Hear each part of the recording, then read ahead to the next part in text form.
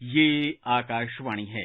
कार्यक्रम स्पॉटलाइट में प्रस्तुत है पंजाब विधानसभा चुनाव की गतिविधियों पर चर्चा। इसमें भाग ले रहे हैं राजनीतिक विश्लेषक नरेंद्र जग्गा और आकाशवाणी संवाददाता उमेश चतुर्वेदी।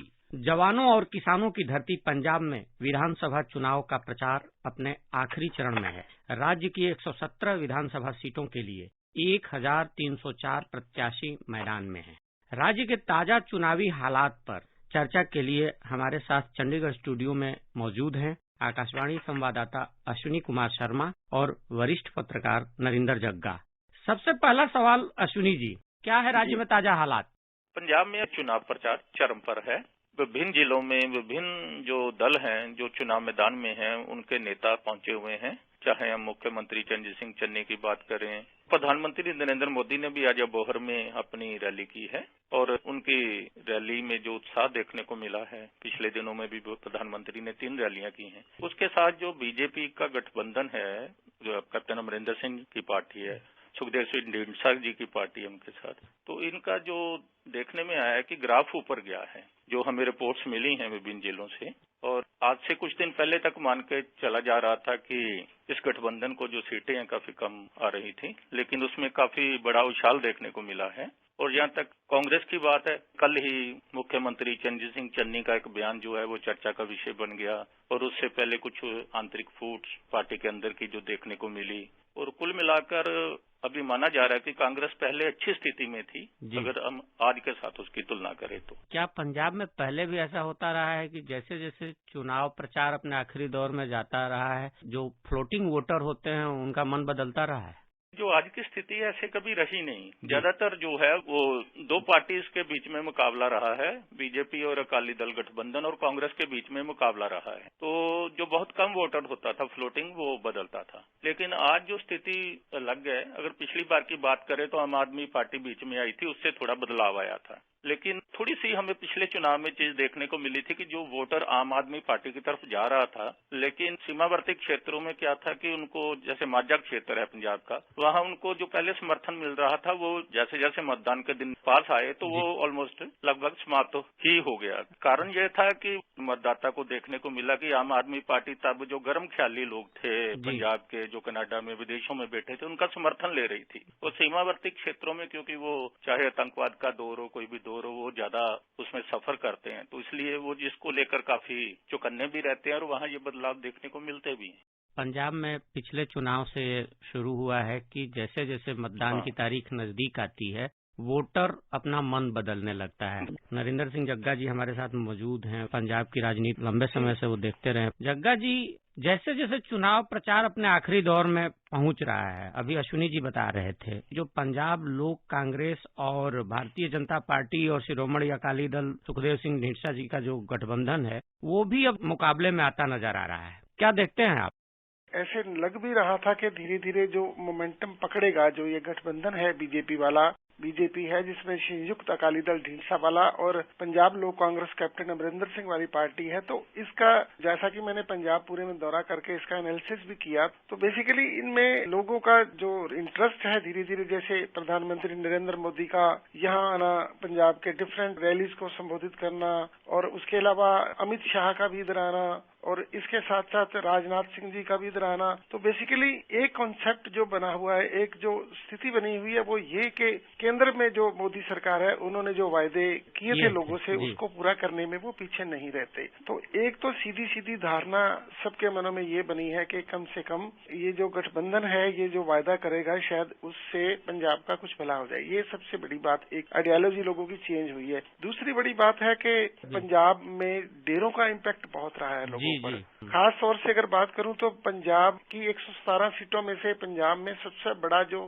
क्षेत्र है वो है मालवा रीजन। मालवा रीजन में 69 विधानसभा सीट्स आती हैं, तो इनमें से डायरेक्टली अगर बात करें तो 25 सीटें ऐसी हैं जहां सीधे सीधे डेरा सच्चा सौदा वाला उसका सीधा सीधा प्रभाव है, और उसका हेडक्वार्टर भी जो पंजाब का है उसी एरिया में बना हुआ है। तो उनकी रिहाई के बाद, यानी उनको 21 दिन की जो मिली है फरलो, तो 21 दिन की फरलो में एक बीजेपी के प्रति हमदर्दी विरोधी वाली लहर सुनने को मिली है। लोगों का कहना था कि जो डेरा मुखी है कितने सालों से ना अपना घर देख पाए हैं, ना अपने लोगों से मिल पाए हैं, तो उनके कहीं न कहीं यहाँ आने से 21 दिन की रिहाई मिलने से उसको बीजेपी के साथ जोड़ के देखा जा रहा है। दूसरा बड़ा कारण ये बन रहा है। और तीसरा जो कारण है वो पंजाब में इस बार जो पंचकोणीय मुकाबला है, यानी कि 5 डिफरेंट ग्रुप्स बने हुए हैं, जिसमें से एक कांग्रेस है, एक आम आदमी पार्टी है, एक बीजेपी गठजोड़ है, एक किसानों की पार्टी है, एक अकाली दल बहुजन समाज पार्टी है।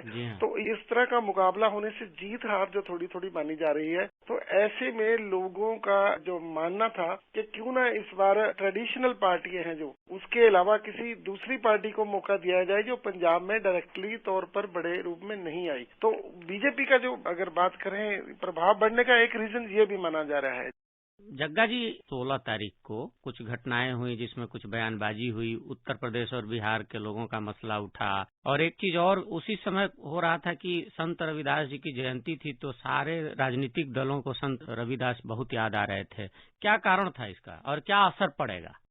बेसिकली पंजाब पूरे देश में एक ऐसा स्टेट है जिसकी आबादी की तुलना में अगर दलित आबादी की बात की जाए तो 32% जो जनसंख्या है वो दलित कम्युनिटी से संबंध रखती है, और उसमें 61% लोग रविदासिया समुदाय के हैं। आपकी बात से सहमत हूँ। तो उसमें ये है कि कल जिस तरह की बयानबाजी हुई, जो पार्टियां हैं वो सीधे सीधे तौर पे ये पत्ता तो खेल ही रही हैं। तो कल जो बातें हुई उसका सीधा असर इस बात पे पड़ता है कि इनकी विचारधारा है जो किस बात पे आके खत्म होती है, तो ये पार्टी की विचारधारा को प्रभावित करती है। इसके लिए अब कांग्रेस को कम से कम बैकफुट पे आना पड़ रहा है। एक चीज याद दिलाना चाहूंगा कि यहाँ कंट्राडिक्शन भी दिखा, विरोधाभास कह सकते हैं कि एक तरफ तो चन्नी साहब जो मुख्यमंत्री भी हैं वो रैली में यूपी बिहार पर कुछ टिप्पणी करते हैं, और फिर रविदास जी की जन्मभूमि पर वाराणसी में जाकर के मत्था भी टेकते हैं। इसका क्या असर दिख रहा है आपको?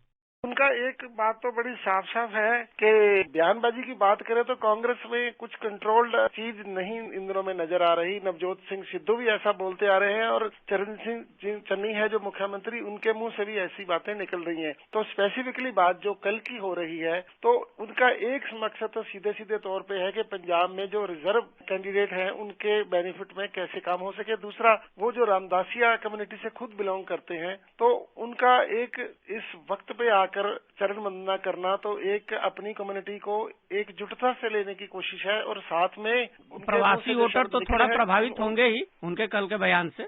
उनके कल के बयान से काफी नुकसान जो हो रहा है, क्योंकि पंजाब में आप मान के चलिए कि लुधियाना जैसे शहर में अकेले कम से कम उस बेल्ट में पूरी में 9 लाख से ज्यादा जो है प्रवासी मजदूर यहाँ गुजर बसर करते हैं। और इवन मालवा के जो एरिया है, पंजाब के मालवा में डिस्ट्रिक्ट मुक्तसर है, बठिंडा है, कुछ जिले ऐसे हैं जहाँ पर प्रवासी मजदूरों के बच्चे किसानों के घर ब्याहे हुए हैं, शादियां हो चुकी हैं यहाँ। लेकिन जो दूसरी पार्टियां हैं उन्होंने इस बात को प्रचारित भी करना शुरू कर दिया है। अब पंजाब की राजनीति में शिरोमणि अकाली दल बादल, इसका बहुत प्रभाव रहा है, लेकिन इस बार लग रहा है कि वो चुनावी परिदृश्य में उस तरह से मजबूती से नहीं दिख रहे हैं। क्या ऐसा लगता है जमीन पर आपको?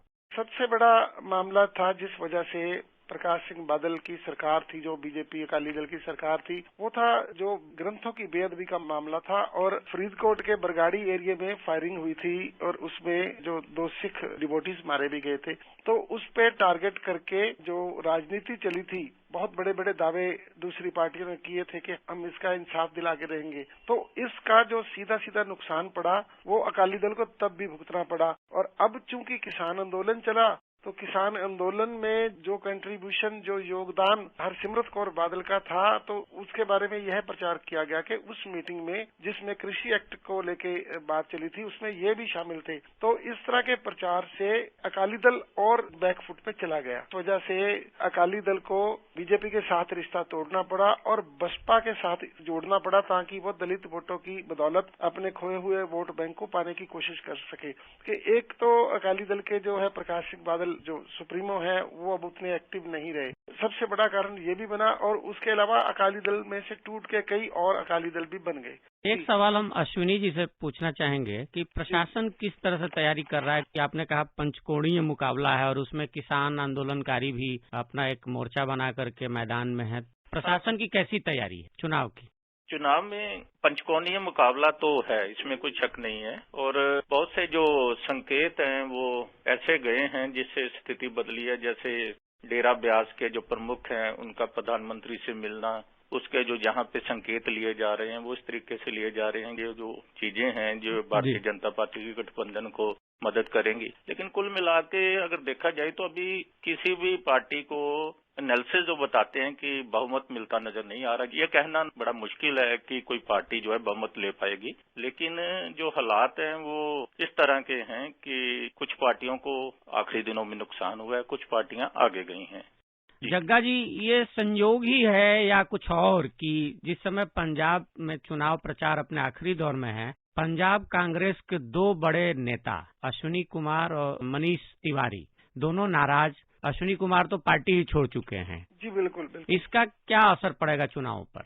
दोनों ही हिंदू नेता हैं। जब पंजाब में ये मुख्यमंत्री बदलने की कवायद शुरू हुई थी, कैप्टन अमरिंदर सिंह को हटाकर दूसरे किसी मुख्यमंत्री को लाने की बात चली थी, तो तब मनीष तिवारी का नाम भी आया था और उसी वक्त पे सुनील जाखड़ का नाम भी आया था। लेकिन जिस तरह से कांग्रेस हाईकमान के ग्रुप में शामिल जो महिला नेत्री हैं, उनका ये कहना कि पंजाब में सिर्फ सिख ही मुख्यमंत्री बनेगा, तो इसे लेके हिंदुओं में कांग्रेस के खिलाफ काफी नाराजगी पैदा हो गई थी। तो तभी ही जो सुनील जाखड़ हैं, पूर्व अध्यक्ष पंजाब कांग्रेस के, उन्होंने स्पष्ट तौर पर यह बयान दिया था और ट्वीट भी किया था और आज भी उनके यही बयान चल रहे हैं कि अगर 2% आबादी वाले सिख को प्रधानमंत्री बनाया जा सकता है तो पंजाब में 28% हिंदुओं के होते हुए उन्हें ये क्यों पद नहीं दिया जा सकता? क्या सिर्फ यही आधार है सिर्फ किसी के मुख्यमंत्री होने या ना होने का? तो इसके बाद से जो हिंदू हैं नेता कांग्रेस के, उनके मन में कहीं ना कहीं ये बात चुभी हुई है, तो वक्त बेवक्त उनके मुंह से कुछ ऐसे शब्द निकलते ही रहे हैं। और मनीष तिवारी हैं जो एमपी हैं यहाँ से, तो उन्होंने भी इस बात पे रोष प्रकट किया था। केवल ये ही नहीं बल्कि कांग्रेस के नेता हैं, डिफरेंट पार्टियों में शामिल हो गए थे। अतीत में कांग्रेस में तो हिंदू समुदाय से भी मुख्यमंत्री हुए ही हैं। पंजाब में आज तक कुल 16 मुख्यमंत्री रहे हैं, जिसमें से 13 सिख रहे हैं और 3 हिंदू हैं। तो जो हिंदू थे वो गोपीचंद भार्गव से शुरू हुए थे और फर्स्ट राउंड में ही थे। और जब उसके बाद पंजाब के बाद पेप्सू वाली बात चली तो उसके बाद फिर सिस्टम बदलना शुरू हो गया। उसके बाद तो सिख ही लगातार बने हैं। पहले तो क्योंकि आपको पता है पेप्सू राज्य था जो 8 रियासतों को जोड़ के बनाया गया था, तो 1956 के बाद पेप्सू को पंजाब में शामिल कर लिया। तो उसके बाद तो फिर पंजाब में कोई हिंदू मुख्यमंत्री नहीं बना, उसके बाद सभी सिख मुख्यमंत्री ही बने हैं। पंजाब उसके बाद फिर जब हरियाणा के साथ बंट गया तो फिर तो बिल्कुल ही पंजाब में कांग्रेस ने भी ये मानना शुरू कर दिया कि ये सिर्फ सिख जो है वो ही मुख्यमंत्री का उम्मीदवार हो सकता है। ये बताइए कि क्या कभी पहले जो हिंदू वोटर था इस तरह से मुखर नजर आ रहा था जिस तरह से इस बार नजर आ रहा है? और आप देखिए कि कोई ऐसी पार्टी नहीं है जिसने प्रधानमंत्री की यात्रा में जिस तरह की रुकावट पैदा की गई। और अब फिर 2 दिन पहले जब प्रधानमंत्री जालंधर आए थे तो उनकी मंदिर में एक यात्रा में जाने का प्रोग्राम था, उसको भी रोका गया। तो कुल मिला के दोनों बातों में से पंजाब के हिंदुओं के मनों में ठेस लगी है। और कांग्रेस को छोड़ दीजिए, हालांकि इस बात को सुनील जाखड़ ने भी अच्छा नहीं कहा जो कांग्रेस के नेता हैं, लेकिन इसके अलावा जितनी पार्टियां हैं, चाहे वो आम आदमी पार्टी है, चाहे वो बहुजन समाज पार्टी है, चाहे कोई और पार्टी है कांग्रेस के खिलाफ वाली पार्टी, सभी ने इस बात की निंदा की कि प्रधानमंत्री का जिस तरह से यहाँ पे हॉस्पिटैलिटी होनी चाहिए थी, जो पंजाब की गुरुओं की परंपरा बनी है वो होनी चाहिए थी, वो नहीं करके पंजाब का पूरे विश्व में, देश में, पंजाब से बाहर वाले स्टेट्स में जो है एक बदनामी दी है। किन किन मुद्दों पर वोट डालेंगे पंजाब के मतदाता? जो मुख्य मुद्दे थे, ड्रग्स का मामला था और पंजाब को रोजगार देने का मामला था, क्योंकि ये बदकिस्मती है कि पिछले 22 साल से पंजाब में कोई सर्वे भी नहीं हो सका कि पंजाब में बेरोजगार कितने हैं। बेरोजगारी का मुद्दा, बेकारी भत्ता, अच्छी जो हेल्थ सर्विसेज देने की बात थी। मतदाता क्या इन्हीं मुद्दों पर जो आपने गिनाया है, इन्हीं मुद्दों पर वोट डालेगा? मतदाता के सामने ऑप्शन नहीं है, लेकिन इस बार कम से कम माना जाएगा कि नोटा वाला काम बढ़ेगा। अश्विनी जी, आखिर में आपकी एक टिप्पणी संक्षेप में। कल भी मैं पठानकोट के क्षेत्र में था। लोगों में एक बात मेरे को जो सुनने को मिली कि जो प्रचार किया गया था यहाँ से, जो कि प्रधानमंत्री का जो दौरा था उसके दौरान उनकी रैली में लोग नहीं पहुंचे, लेकिन लोग अब ये मान रहे हैं कि जब उन्होंने देखा कि प्रधानमंत्री की रैली तो खचाखच भरी हुई है। चंडीगढ़ में पंजाब के चुनाव पर बहुत सारी जानकारियां दी, इसके लिए बहुत बहुत धन्यवाद। अभी आप सुन रहे थे पंजाब विधानसभा चुनाव की गतिविधियों पर चर्चा। इसमें भाग ले रहे थे राजनीतिक विश्लेषक नरेंद्र जग्गा और आकाशवाणी संवाददाता उमेश चतुर्वेदी। ये कार्यक्रम आकाशवाणी के समाचार सेवा प्रभाग द्वारा प्रस्तुत किया गया। इसे आप हमारे mobile app news on AIR और YouTube channel news on AIR official पर भी सुन सकते हैं। इस कार्यक्रम के संबंध में अपनी प्रतिक्रिया आप हमें ईमेल कर सकते हैं। पता है AIRNSDtalks@gmail.com।